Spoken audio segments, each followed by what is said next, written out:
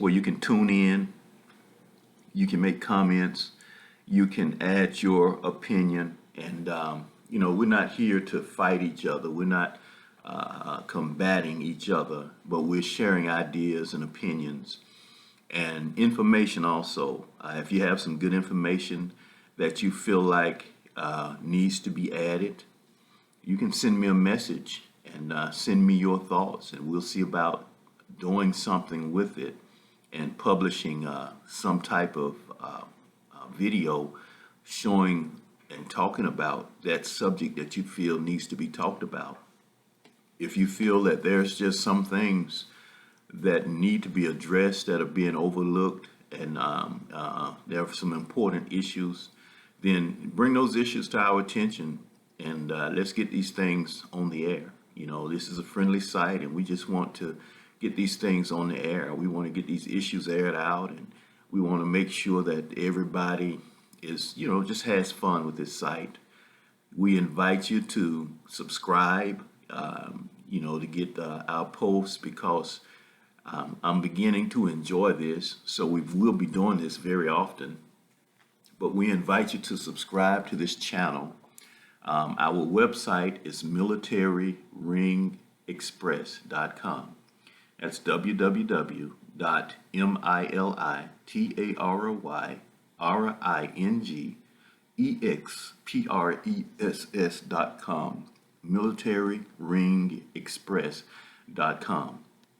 Our phone number, and you can call me personally, is 912-977-5059.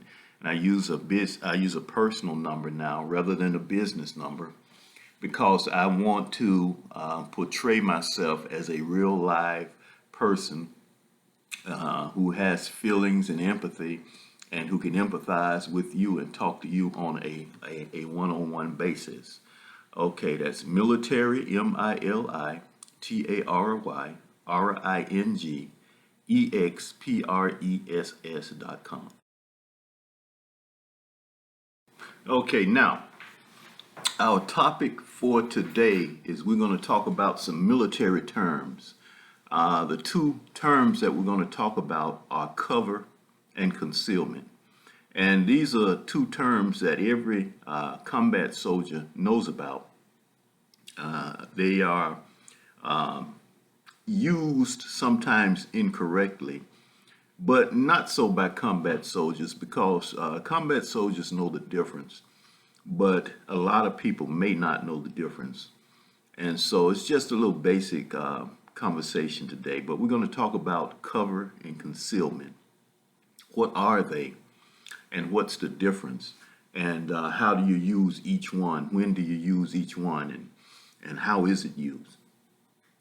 Now, there is a difference in being covered or protected from the harmful effects of enemy small arms fire and shrapnel and even bombs and missiles, and being concealed or just hidden from sight.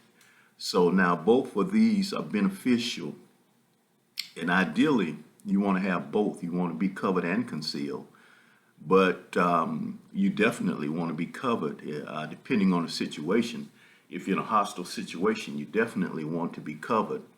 If not, it's good to be concealed, because if you're concealed, you're hidden from view. But let's talk about concealment first of all. To be concealed means that you're hidden from view.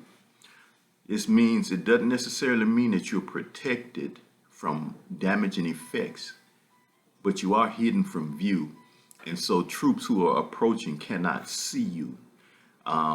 You cannot be seen. You can also be concealed from forward observers, people who are looking for you, from satellites, because satellite imagery is used a lot. And I have done this when I was in the military. We have done operations where we knew that at a certain time of the day that a Russian satellite would be overhead taking pictures. And so what we did, we changed our activities during that time of the day so that they would not know what we were doing, or even that we were there. You can be hidden behind or in defilade or something that just hides, keeps you from sight. Now, the ways that you conceal yourself, there are several different ways and some things that you've got to think about. One thing that you can do to conceal yourself is you've got to change your shape or outline. Now, when you're looking at me, you most definitely see the head and the shoulders of a human form. Well, now, if I were to take branches and wrap them to my head and maybe tie a tree to my head or something, put something in the front, or even put branches on my shoulders, that would change that outline. And so if you're out looking for a human and you pass, you might even look at me and not see me because the outline that you see is not exactly what you're looking for. So now that's a very basic form of concealment, but that's a very basic principle. And that's one that many times people forget to apply. But it's very important that you change your outline or the way that you look to the human eye and the image that the mind has of you. Very key. Okay, also, you can do whatever you can to change your shape, if at all possible. Certain shape goes along with outline. If you are silhouetted, your outline is silhouetted against a background, well, it can be seen. But if your outline is blended into that background, it can't be seen. But now, if I did something like covered myself in maybe a big plastic bag or something, that would change my shape, and I would not appear to be what I really am. The next thing that you can do to cover yourself is change the texture or the pattern of maybe the clothing that you're wearing, maybe your texture as it appears to the contrasting background. For example, if you look at my face, my face looks human. But if you put it against a background of high grass, it'll be a human texture outlined against a grass texture. So if I could maybe do something, wrap my face in burlap, wrap my face in some kind of covering that looks like the background, then that would change the texture to appear to be the same as what's next to me. In the desert, if I can take something that looks like sand and maybe even paint myself sand painted, but something that would change my texture to flesh, from flesh to sand. Also, what you can do is to change coloring or the color pattern or the texture pattern. For example, now you see I'm wearing a plaid shirt, a greenish and greenish blue shirt. That definitely would help someone to see me if I were in a forest.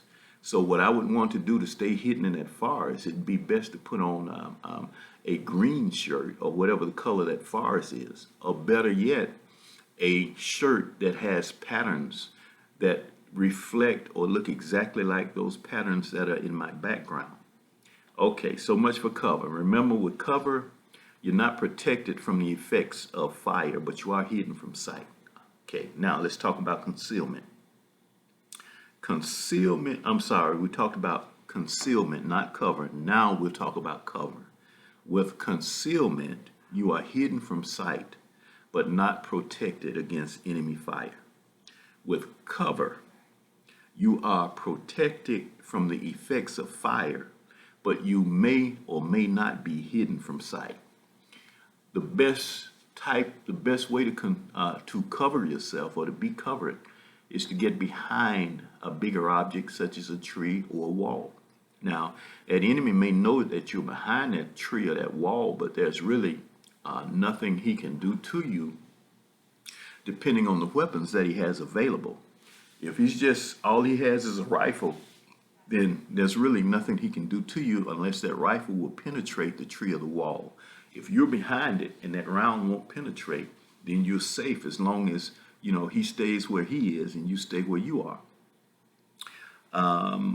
Now, if he had a different weapon, that tree may provide cover from one type weapon, but it won't provide cover from another.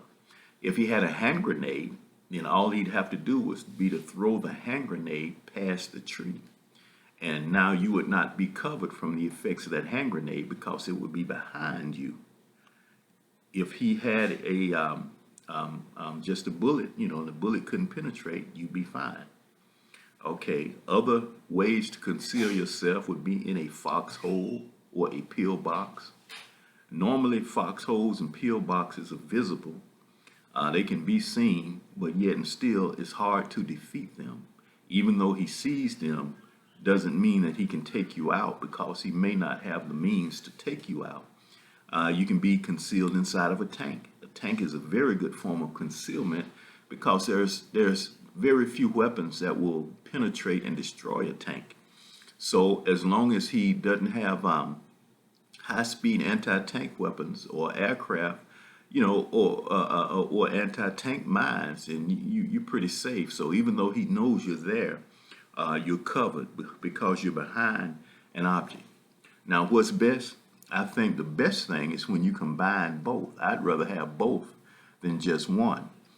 If I were in a situation where gunfire was being exchanged, where hostile fire was going back and forth, I would rather be covered than concealed. But that could change also, because if I were in a situation where he had the weapons that would attack me even in cover, then I'd rather just be concealed where he can't see me. If he can't see me, he can't shoot at me. So nevertheless, those are the differences between cover and concealment. And now you learned a little something. Maybe you can take it to a party or something and tell somebody over drinks, hey man, do you know the difference between cover and concealment? Nevertheless, enjoyed you. We'll be looking forward to you next time. Goodbye.